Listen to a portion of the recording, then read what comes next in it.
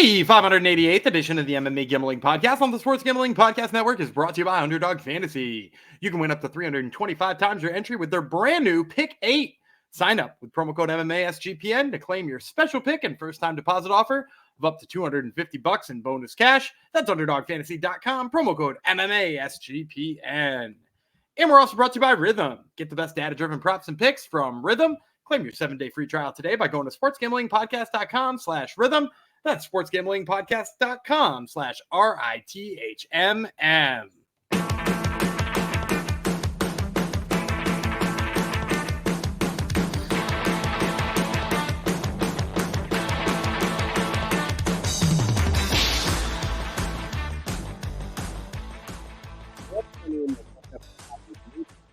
Gambling Podcast on the Sports Gambling Podcast Network. This episode is dedicated to all our YouTube viewers who have exposed my co-host, the hack that he is. He doesn't watch tape, and he just uses Tapology to cap fights. So we're gonna find out about that. It's not just regional; it's UFC too. He knows nothing about any of these fighters we're going to talk about today. So don't worry, I'm here to steer the ship. I'm Jeff Chalks Fox. I watch lots and lots of tape. Let me tell you. I know all about this Timmy Cuamba character. I know all didn't know about Cuamba before this. I know all about broccoli Trócoli that's in the co-main event. Yeah, co-main event's got someone named Antonino Trócoli in it. So that's what kind of card we're talking about this week. He beat the Norwegian dude on Contender Series, Kenneth Berg. So you don't even know who he beat. That's Gumby, everyone. See. He beat the Norwegian dude, but then it got turned into a no contest due to a drug contest. Yes, his broccoli had something in it, right? Yeah, broccoli. Anyhow, the jokes are flowing already. This is going to be a good episode. How many people have clicked off already? This is our second half of UFC Fight Night. Perez versus Taira. Yesterday was a team ride. Gumby and I liked all the same fighters, which, like I said, Gumby is finally back on board after. Five out of the 14 last week. Gumby went against me on, and how did that go? Not so well. I hit a 270 underdog. Yeah, it's true. He found one. He always finds the silver lining. He's such a positive dude, right? More than you were on the last episode. You were miserable. I was a little. Well, the last episode was recorded like 5 minutes ago, so we'll see how if my mood has changed. This is how many fights we doing today? 6. Mm-hmm. Yeah, we did 7 yesterday, 6 today. Lot of flyweights, which is a good thing. We got a flyweight main event, which is a good thing. There's also a lot of names that if you're not a hardcore, you might like say about. So I guess that's what we're here for. We're here to color in the details for you and tell you who to pick. And hopefully we are right. Hopefully we get the main event right, or we're going to hear about it at the very least. So before we move on, if you want some winning picks for the College World Series, I don't have any. Gumby may have some. He did play college baseball. Do you know about College World Series, Gumby? Yeah, a little bit. I'm a little bit bummed that Vandy's out, but my pick for their bracket contest, which if you were in earlier, you could have checked out. My pick for the winner in their bracket contest, UNC, is still in it, so I still feel pretty good about that. All right, a guy who knows all about it, even more than Gumby, is Noah Bieniek, Bieniek. If you're searching for him online. He's our host of the College Baseball Experience, and he live streams each night on YouTube, and it's also available for download on all podcast platforms. You get daily coverage and picks for the greatest show on dirt, the College World Series, until the end of June. And also, giveaway alert, the Circa announced they're giving away $16 million in guaranteed prizes. That even interests Dan. 16 million is high enough for him to get involved here. You got Circa Survivor and Circa Millions. You can sign up in Vegas and play from anywhere with Football Contest Proxy, PROXY.com. Promo code SGP to get $50 off. That's footballcontestproxy.com. Promo code SGP. Okay, I have to ask you, how do you feel about the main card, Gumby? I like the odds, and I like some of the style matchups. I think some of these style matchups are real weird. And again, I think I said it on yesterday's episode. There were a couple of times where I was like, this person sucks, right? And then I watched a clip of them, and I was like, oh, no, they don't. Why did I think that guy sucked? And we'll talk about a couple of them in a little while. Awesome. I got a few dogs I see on this here. Which is rare. No, actually, I hit both my dogs last week, so who's to say? I shouldn't say that. I do have 2 dogs as well in real life. I shouldn't admit to hitting my dogs now, should I? Especially Yeah, especially since the one was barking all last episode. People are going to think I was hitting my dogs. All right. We are, of course, talking about the UFC Apex fight card. We have determined that we got a 4 p.m. start time Eastern for the prelims, 7 p.m. for the main card. It got pushed ahead 3 hours, which is fine by me. We're starting things off with 170-pound fight. Adam Fugitt about it. Josh Quinlan. We'll tell you about Fugitt first. 9-4, 5 knockouts, 3 submissions. He's been knocked out twice, submitted once. 1-2 in the UFC. Loss over his last 3. 5-2 over his last 7. Won his last fight via submission. That was back in June of 20. Sorry, he lost his last fight via submission. That was back in June of 2023. Multiple region championships on his mantle. Correct the shirt. sportsgamblingpodcast.com/store. Use fight a bit. Middleweight. 0-1 as a pro grappler. Inch height, 5 inches of reach over Quinlan. Better striking stats, more active landing strikes, and better grappling stats than Quinlan. He has been outstruck in the UFC by 0.83 strikes per minute. He's at +105. Quinlan, Bushido is the nickname. 6-2 with 1 no contest, 4 knockouts, 2 submissions. So he's finished everyone. He's been knocked out once, so he owes his rounds. 1-2 in the UFC. Won his debut, lost 2 straight. Got knocked out in his last fight. He had a win on Contender Series, got changed to no contest due to a failed drug test. 4 years younger than Fugitt. He's been outstruck in the UFC and Contender Series by 3.32 strikes per minute, -125. I'll kick things off with one of my dogs, Adam Fugitt. Better striker, probably a bit more well-rounded, definitely longer, 5 inches reach. I just think a better all-around fighter. Obviously, I'm concerned a little bit about the layoff fighters who've been off at least a year, only winning 45% of the time, but I think it's worth a sprinkle on the dog money here, so Fugitt's pick. Ditto. I'm going to take Fugitt as well. I think the thing I'm worried about, I'm less worried about the layoff. I'm more worried about Josh Quinlan's power.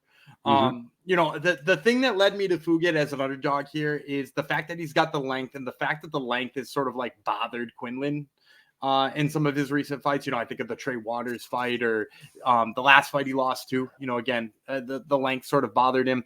But with Fugitt, like, it's not quite as good a length, so like I do worry about him getting tagged a little bit. But also, like, you know, you mentioned all those great stats for Adam Fugitt and how good he's looked, and you have to consider the strength of schedule too, right? Like, he's fought 3 times in the UFC. One of them is against Mike Milan, who has obviously been on a really great run, and one of them against Michael Morales. Like, this guy has fought like really high level dudes, and his win is over Kinoshita, who's, you know, like maybe not the prospect we thought he was, but like this guy has been stepping in there with some of the best, and he's been gritty in all of those fights. I'll also just throw this out here. Quinlan has been knocked out a couple of times recently. That seems to be really important to note, as Fugitt's last 3 wins have all been by either KO or TKO. With the reach advantage here, I think that's definitely worth circling and thinking about maybe later on in terms of props. Oh, you're tipping your hand, are you? Interesting. I do need prop plays. What do you think? So I'm going to throw this to you with all of those stats out there. Fugitt's got 5 knockouts in his career. All 3 of his last 3 wins by TKO. Quinlan has lost a couple of times in a row by KO. What do you think the Fugitt prop is at? For all right, he's at plus 105, plus 250. 450. It's plus 450 right now in Adam Fugitt's KO prop. Hard to lay off of that, right? Man, I can't take it now, can I? Are you taking it? Can I take it? Maybe it pops up in the Hungry Man. Maybe, I don't know. We'll see. I have a whole bunch of them circled here. Right. I got like 7 I like. Fantastic. All right. We're moving to now. We've got some more little guys. Yay, flyweights. Not one really little guys. One of these guys is not little. Also, Almabaev, which country is he from? We got some interesting countries this week. He is from Kazakhstan. Yeah, which isn't super crazy for MMA. Jose Johnson. He should be Jose Johnson or Jose Hansen, but he goes by Jose Johnson, right? Jose Johnson. Yes, correct. Yeah, it's not correct, but anyhow, his choice. 3 5-minute rounds at flyweight. Yes, the Lobo Solitario is at flyweight now. That would be Johnson. Lone Wolf, 16-8, 8 knockouts, 3 submissions. He's been knocked out once, submitted 4 times. 1-1 in the UFC, 4-1 over his last 5. He won his last fight via submission. 1-1 in Contender Series. Used to fight at bantamweight predominantly, and at featherweight was a regional champion. 8 inches of height, 6 inches of reach over Almabaev. He's a 6 foot tall flyweight, or he's trying to be a flyweight. an inch of 1 year younger than Almabaev. He's outstruck his UFC and Contender Series points by 1.07 strikes per minute. He's 1-0 in Pro Muay Thai, plus 425. Zulfikar, which is a Middle Eastern sword. That is Almabaev's nickname. Yet he's a submission guy. You don't really need a sword for submissions. He's 19-2. 3 knockouts, 9 submissions. He's been submitted once. 2-0 in the UFC. He's won 15 straight fights. He's not lost since April 2017. Regional champion. Used to fight at bantamweight. 2013 Pro MMA debut. More active landing strikes. Better grappling stats than Johnson. He's outstruck his UFC opponents by 1.6 strikes per minute. Minus 500. I'm gonna go with Almabaev. I'm really intrigued about what Jose Johnson is 6 foot tall. Looks like at flyweight. I'm interested to see how Almabaev tries to crack that riddle. I think ultimately this is going to be weird if nothing else. But the bottom line for me is that Jose Johnson has had issues with his defensive wrestling. Now, granted, in his Contender Series fight, he used his offensive wrestling in that fight to sort of surprise us all and beat Jack Cartwright. But I think the defensive wrestling here is just such a concern that even if his reach is proving to be too much, and even if he's, long and frustrating for Almabaev, I still think he just scores enough takedowns here to win a decision. So, yeah, I'm going to go with Almabaev here. I'm not, with all of the questions that I have around, like, what is Jose Johnson at flyweight, I'm not rushing to spend negative 500 on Almabaev, but, like, he's going to be my gun to the head pick here. If you, if you are curious how his weight cut's going as of a couple weeks ago, you can check out Top Turtle, right? You interviewed him about a week and a half ago or so. So he's on this week's episode. Yeah, I know, but the interview was done a few weeks ago, right? Oh, so yeah, it was like 8 days ago. Yeah. Yeah. It matters for weight cut, right? Anyway, he better not weigh as much as he says he weighs as of now. So anyhow, big boy. you got to think he's going to be drained going into this fight at the very least. But have we seen a 6 foot flyweight before? I feel like we haven't. I don't think so. That's so big. That's like really anytime freaky. You see one that's like 5'10", you're like, oh man, that dude's huge. Yeah. And like he's gonna have 2 inches of height on like even the tallest, lankiest one. So yeah, no, yeah. It's a weird style matchup for sure. For sure. All right, before we move on, let me tell you about Underdog Fantasy. Pick 8 is now live for the NBA Finals. Create entries with up to 8 picks, and Underdog will automatically double flex entries. So you can miss up to 2 picks and still win your entry. With more picks to make and extra ways to win, the excitement is higher than ever. The best part, you can win up to 325 times your original amount. You can now use specials and boosts on all flex entries. Gumby says Al Horford all the way. Let's until go the with, NBA Finals are over.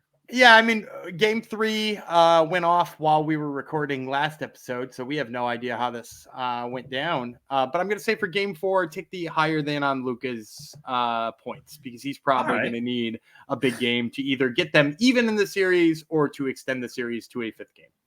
All right, there you go. Don't miss your chance to try it out before it's gone by using our promo code MMASGPN. That will help you claim your special pick and first-time deposit offer up to $250 in bonus cash. UnderdogFantasy.com, promo code MMASGPN.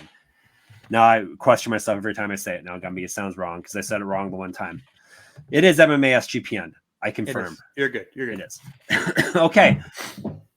We are moving to bantamweight fight. Up 1 weight class. Miles Johns, USA. Douglas Silva de Andrade from Brazil. I'll tell you about Silva de Andrade first. You can call him D Silva for short. He's 29-5 with 1 no contest, 20 knockouts, 2 submissions. He's been knocked out once, submitted once. 7-5 in the UFC, 3-1 over his last 4, including winning his last fight. That was back in May of 2023. He's fought at featherweight.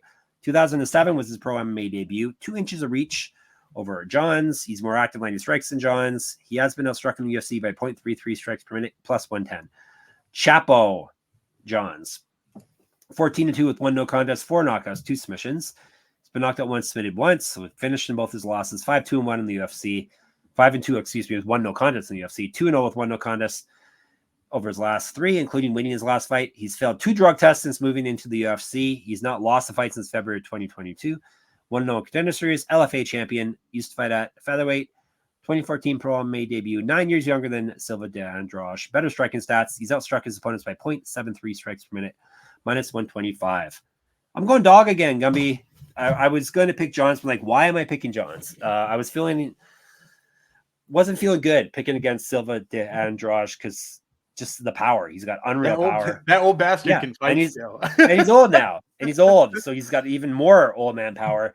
And it's not like he has been losing fights either. Like 3-1 over his last 4, and I think I'm gonna check his. I think he's only lost to like the tippy. Yeah, he's lost to Sedner, Magomedov, Piotr Yan. Murphy is all right. Piotr Yan, Rob Font. Like he only loses to guys. And he beat Cheeto Vera in there. Yeah, he beats guys on Miles John's level. To be frank, and we get him for dog money. So D Silva's my pick. I'm with you. I think not only does he beat guys on Miles John's level, he beats guys ahead of Miles John. Like I just said, he beat Cheeto Vera. He beat Cody Stamen, who granted didn't look real great in his last fight. But like the key to me is that Cody Stamen is not out here out wrestling Douglas Silva de Andrade. I don't think Miles Johns is either, right? So then we're talking about this being a striking match. And don't get me wrong, Miles Johns has got power in his hands a little bit, but he's also way more hittable than Andrade is. Like, I think Andrade is just going to pepper him on the feet. I think Andrade has probably actually got the wrestling advantage in there. I mean, like, look at the fights that Johns has lost and who he's lost to. I mean, like, he lost to Mario Batista. Granted, Batista didn't use too much wrestling in there, but he at least uses anti-wrestling. And then he lost to John Castaneda, who just, like, grinded him out and arm triangled him in almost no time. Like, Johns is a guy who I think needs to wrestle to win and won't have a wrestling advantage here. I was shocked to see that he was the favorite. So, yeah, I'm with you. Give me Andrade. All right. Team Ride. Let's try to keep it going. I think one of these we're going to differ on. Maybe this one right here. Featherweights. Lucas Almeida, Brazil. Timmy. He goes by Timmy now. Timmy I did Cuamba, see that. He's not USA. Timothy Cuamba anymore. He's it's Timmy. Like even older stuff now is listed as Timmy. Like he wasn't Timmy before. This no, isn't a Mandela. I would have remembered that. Yeah. I thought maybe it was another Mandela effect thing. He really was Timmy all along, but no. I had one of those recently. I can't remember what it was. Like, that's that guy's last name. It's spelled that way. I don't think it was MMA adjacent though. So let's move on. Almeida, 14-3, 9 knockouts, 5 submissions. He's finished everyone. He's been knocked out once, submitted once. 1-2 in the UFC. He's been finished in his last 2 fights though. 0-2 in those fights. He's not once since June 2022. 0-1 contender series. He's got multiple championships on his mantle. Correct. Get the shirt. sportsgamblingpodcast.com/store. Get sticky with it. Used to fight down at featherweight, up at welterweight. 2014 pro MMA debut. 2 inches of height over Cuamba. Twice more active landing strikes than him. He has been outstruck in the UFC and the contender series by 0.27 strikes per minute. He's at plus 170. Cuamba, Twilight Timmy, even better, is 8-2 with 4 knockouts. He's been submitted 1 time. 0-1 in the UFC. 5-1 over his last 6. He did lose his last fight. 1-0 contender series. 8 years younger than Almeida. Better grappling stats than Almeida based off small sample size. 2 fights for him. He's been outstruck in those 2 fights by 1.7 strikes per minute. 1-0 pro boxer, minus 200. Let's see if we're going to differ. Gumby gets to go first. I'm going to take Cuamba. You're going to dog him. Yeah. So here's the thing for me. I just think in the grand scheme of things here, I think Almeida is too hittable on the feet. Mm-hmm. I think when you watch his fight, it was Jeka Seregi who knocked him out. He just has enough holes in his defense that give me no faith that he won't get hit by Cuamba. And then the other thing is that Timmy, we're going to call him Timmy, Twilight Timmy. No matter what you think about whether or not his strikes are actually good, because, I've heard some people say that, like, maybe his strikes are, like, a little bit too predictable and he doesn't have a lot of diversity in what he does with his hands. He's safe defensively. Like, that's the thing I like about him, is that he doesn't do anything that, like, overextends himself and gets himself in a bad position. And I could see that really frustrating Almeida and seeing Almeida, like, overthrow and then get popped a bunch of times. The other thing in there, too, is I think Cuamba is a better wrestler. He was in on a couple of takedowns in his last fight. He gets in on the legs. Like, I actually think that he probably has a wrestling advantage here. Now, whether or not he wants to go there or not, I'm not necessarily sure, but I think if things were going badly on the feet, he has that avenue. So I'm going to go with Cuamba here. Yeah, I originally was going to take him, and then I'm like, he's not really that good, but neither guy is really that good at this point. I like Almeida's striking better. I like his experience better. I think he's pretty well-rounded. I think he's worth a dabble at plus 170. So look at me taking another dog, okay? That's wild. We shall see. We shall see. how it plays out on Saturday. All right, that's one fight we differed on. Let's see if it's going to change. We're probably not going to differ on the next two. Who knows, though? Co-main event, Ikram Aliskerov from Russia, Antonio Trócoli from Brazil, 3 5-minute rounds. Yes, this is a co-main event, ladies and gentlemen. Trócoli and Malvado, which is bad guy? Evil, yeah, close enough. I will accept bad guy. The judges will accept it. He's 12-3 with 1 no contest, 3 knockouts, 5 submissions. He's been knocked out 1 time. This is a short notice, a debut in the UFC, so alarm bells should be ringing. 3-0 with 1 no contest over his last 4. Won his last fight via submission. That was back in November of 2021. The no contest was from the Contender Series. He originally won the fight and then failed a drug test for real drugs, like steroid drugs. Real not because it used to be like marijuana. Like I don't think that helped the guy fight. But yeah, this was like something with a all at the end of it. So if it says all, then it's a good drug. Just like Ov is a good wrestler usually. Trócoli used to fight at welterweight and light heavyweight regional champion. 2013 pro MMA debut, 5 inches height, 6 inches reach. So he's going to be way bigger. Steroids or no steroids. Better grappling stats than Aliskerov based off his 1 fight he's had on the Contender Series. He was outstruck in that fight by 3.29 strikes per minute. He's at plus 750. Yikes. This number is just ballooned as the days have gone by. Aliskerov, 15-1, 6 knockouts, 5 submissions. He's been knocked out 1 time. 2-0 in the UFC. He's won 7 straight fights, 3 straight via finish, 1-0 Contender Series. Missed weight twice in the past. 2012 pro MMA debut. He's a 2-time Sambo gold medalist, world champ. In other words, 2 years younger than Trócoli, 6 times more active landing strikes based off the small sample size. He's outstruck his UFC and Contender Series opponents by 1.09 strikes per minute. He's at minus 1,200. Obviously, I'm going against the short notice debuting fighter, especially going up against Ikram. Who'd failed drug tests. Yeah. Andre Muniz was the original opponent here, which would have been a better fight, but Aliskerov's a pick. Yeah, they're clearly trying to get Aliskerov on a short track towards the top. Like he's the real deal in terms of grappling. He gets submissions that people don't get in grappling, in MMA fights anymore. Like he's getting, north-south kimuras and stuff like that. Like he's incredible in the way that he snatches that far side kimura and then stands him up for it. Like I really enjoy his submission game. Now, I think it's going to be a little bit more hard work to get Trócoli submitted because he has been like more of a jiu-jitsu specialist over his career. But at the end of the day, I think Aliskerov just outworks him until he gets the submission he wants anyway. So yeah, give me Aliskerov here. Yep. Gumby's excited about that minus 1,200, it sounds like. I have a way to make it better, and we'll talk about it in just a moment. Awesome. Before, though, we're going to tell you about Rhythm. If you're betting on NBA player props, then you need to download Rhythm and play Luka Doncic and Al Horford. Rhythm gives you a menu of the best player props for every single NBA playoff game, making it easy to go through and find the best props to put your money on in seconds. Rhythm's predictions are backed by over 3 years of data and a team of data scientists and quants that focus on fine-tuning your algorithm to give you the best shot at winning. Rhythm pairs his predictions with player prop graphs to help make you feel even more confident in your picks, which you can make wherever you normally place your bets or DFS picks. For superstars to bench players, Rhythm finds the best player prop lines, all backed by AI data, without you needing to endlessly scroll a sportsbook. Rhythm also allows you to create your own custom NBA models, so you can get AI-backed money line, spread, and total picks for every playoff game. Claim your 7-day free trial today by going to sportsgamblingpockets.com/rhythm. That's sportsgamblingpockets.com/RITHMM. And we're brought to you by Game Time. It's a spot to go. Last-minute tickets, they're the place to go. And Game Time is now an authorized ticket marketplace of Major League Baseball, which makes getting tickets even faster and easier. Prices on the Game Time map actually go down the closer it gets to the first pitch. With killer last-minute deals, all-in prices, views from your seat, and their lowest price guarantee, Game Time takes guesswork out of buying MLB tickets. Excuse me, they've got everything. They've got MMA. I've gone through there and looked for UFC tickets. They've got concerts. They've got sports, other sports. They've got it all. Last-minute deals. You can save up to 60% off buying the last minute for sports, concerts, comedy, theater, and more. So they are the spot for last-minute tickets. Lowest prices. Take the guesswork out of buying tickets with Game Time. Download the Game Time app, create an account, and use code CFBX for $20 off your first purchase.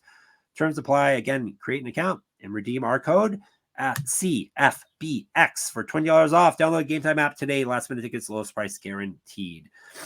So Cuamba and Almeida is going to be the one fight we're going to duel over, I think, because we're going to the main event. It is a 5-minute round flyweight co-main event. Alex Perez. This is crazy. He's fighting 3 times in what, a couple months? 2 months. 2 Yeah. months. That's usually he would pull out of 3 fights in 2 months. Instead, he's actually fighting in 3 fights. He's from the United States. He's fighting Tatsuro Taira, who's from Japan, if you can tell by the name. We'll tell you about Perez first. 25-8, 6 knockouts, 7 submissions. He's been knocked out once, submitted 5 times, 7-4 in the UFC, 1-3 over his last 4. He won his last fight via knockout. Used to fight at bantamweight, has missed weight 4 times in the past. Nothing recently, though. We'll give him credit for that. Was regional champion, 2011 Pro MMA debut. More active, landing strikes than Taira. He's outstruck his UFC opponents by 0.97 strikes per minute. He's at plus 155. Taira, 15-0. 4 knockouts, 7 submissions, 5-0 in the UFC. He won his last fight via TKO. Regional champion, used to fight at strawweight and at bantamweight. An inch height, 5 inches of reach over Perez, 8 years younger. He's outstruck his UFC opponents by 2.36 strikes per minute. Minus 180. Our boy, Tatsuro Taira. Go ahead, Gumby. Yeah, I'm going Taira here. I think for 2 reasons. Number one is I just think he can follow enough of the Muhammad Mokaev blueprint for multiple reasons. Number one, I think he's just as good in terms of his top control as Muhammad Mokaev. Maybe his wrestling isn't yet on the Muhammad Mokaev level, but I think his top control is, which means I also think he's going to work less hard than Mokaev did to get all those takedowns, because Mokaev wound up, I mean, let's face it, absolutely gassed in that 3rd round. Not really able to do what he needed to against Alex Perez. And I think Taira can follow that game plan, but only do it better. I also think Taira is way better on the feet than Mokaev is. And, not for anything, maybe I'm reading too much into it, but like, can Alex Perez do this 3 times in 2 months? Like, I mean, like, granted, we doubted him going into the Nicolau fight, right? And like I said, this is a dumb idea. And then he proved us way wrong, did an excellent job, knocked freaking Nicolau's head off. I just don't think that that's a repeatable thing, right? Like, he definitely threw a good punch. He definitely landed. He definitely got the knockout he wanted. But, like, can he do that against a guy who's never had his chin checked? Can he do that against a guy with only a short training camp? Can he do that against a guy when he knows he might have to fight for 25 minutes in that fight and might have to reserve himself? Like, I'm having the toughest time trying to come around for a reason to pick Alex Perez. And I ultimately won't. So I'll take Alex Perez here. Or I'll take Tatsuro Taira. Nope, too late. You said Perez. You got I already wrote it down. All right, okay, fine. As long as you wrote it down. Yeah, Taira's my pick. The only real thing that concerns me about him is the lack of experience on this level. He really has not fought anyone good since he's made it to the UFC. But he's passed he can only fight who they put in front of him, and he's passed every test with flying colors thus far. This is actually a really good step up for him. It wouldn't have been as good, 3 months ago. But now Perez has shown he's got some gas left in the tank. So a good step up for our boy, Tatsuro Taira. Don't let us down, my son. All right, recap. We got Taira. We got Aliskerov. I have Almeida. He has Cuamba, because I am always in more dogs, into more dogs than Gambias. Silva de Andrade. We both have Almabaev and Fugitt. All right, locks, dogs, props, and Hungry Man Jong Superfan 2-fight parlay. I think me this week. I think I'm first. Do you know what I'm going with this week? Have you figured it out? Let me look down real quick. Yeah, I think I can find your lock. Okay, because now is my lock coming from the first fight of the night or the last fight of the night, Gumby? Those are the 2 I had it down to. Oh, there you go. Which one is it though? What one do I feel more confident in? Give me milk coffee. Costa's my lock. Minus 185. That's my lock too. Yeah, I had Costa at negative 185. Yeah, it makes the most sense. I don't think Shayolan can keep that pace. I think the shoot to box energy will live on. So yeah, that's the one I was leaning on too. Yep. If you want to hear more on that, get in yesterday's episode if you haven't already. My lock, give me Joshua Van. That's from yesterday's episode as well. Plus 190. Yeah, I thought you might do Van. I'm going to go with a little bit of a cheaper one here. I'm going to take Adam Fugitt. I like Fugitt's chances against Josh Quinlan here. So I'm going to go with his chances to lay it on him. Yeah, I was thinking he was my backup choice here. Instead, I thought you were going to go Judici. Yeah, I was thinking about that too, but she's still kind of an unknown. Not like Fernandez is a an open book at this point either, but I'm going with the Fugitt knockout prop that you teased me with, Gumby. Plus 450 is too high a prop to pass on. So give me it. Okay, so I'll talk about that more when we get to the Hungry Man John. But I'm actually going to go with a different prop. You mentioned, you're like, oh, are you all excited about Ikram Aliskerov's negative 1,200 money line, right? And I'm obviously not. But what I do really like is his submission line. So obviously the submission skills, like I said, I lauded them. They're great. It would certainly be maybe a statement to go in there and beat a guy who's good at jiu-jitsu at his own game. I could totally see Aliskerov. And it looks like his last couple of times he fought too, he like didn't really look all that interested in throwing punches at certain points in time. And like it's clear he had one thing on his mind, and it was the submission. What do you think the submission prop is for him coming down from negative 1,200? It should still be in the negatives, but I'm guessing I would say like minus 300, but it must not be because you're taking it. Plus 175 on the sub prop, which I think is kind of crazy because I was with you. I figured that would be negative money because, you know, another one I looked for was the Jeka Seregi knockout, which like I was like, oh, that, you know, he's only negative 300. So if you get the knockout prop, it's probably close to even money. It's not. It's like negative 250. So I figured the same thing with the Aliskerov. I'd look for his sub prop. I'd see it at negative 400 and get bummed out and, you know, wind up just finding something else. But it was plus 175. Like, I think that's hard to pass up at this point. All right. Recap. We both have Costa as our locks. He has Fugitt. I have Van as our dogs, but we agree on both. He has Aliskerov via submission. I have Fugitt via knockout as my big prop. All right. Hungry Man Jog, Superfam, parlay, a 2-fight parlay. Go ahead, Gumby. All right. So as I mentioned before, sorry, I'm just jotting down my numbers here. So as I mentioned before, I'm going to start this one with that Fugitt knockout. I think, you know, like I said, coming in with a couple of, or, you know, 3 straight victories via knockout, fighting a guy who's been knocked out a couple of times, having the reach advantage. Like, there's a lot of things to like for the Fugitt knockout here. And then to see the number 450 is great. I'm going to pair it with a number even larger than that. The other number I'm going to pair that with is Carly Judice's knockout prop. She's 3-1. That's what she does. She's 3-1 in her pro career with 3 knockouts. Like, and she's fighting you know, Gabby Fernandez would love to turn this into a jiu-jitsu match instead of striking. Is there any reason to think she can't hit her with a liver kick or can't hit her with a head kick or can't light her up on the feet or overwhelm her too? The other thing is the cardio there. Overwhelm her with that. What do you think you can get for the knockout or the knockout prop on Judice? Plus 135 on the money line. Plus 350. Plus 700 on the Carly Judice line. So if you put Fugitt and Judice in a parlay, both by knockout, you're going to get 43-1. Oh, is that our biggest one ever? It's going to be the biggest one they hit.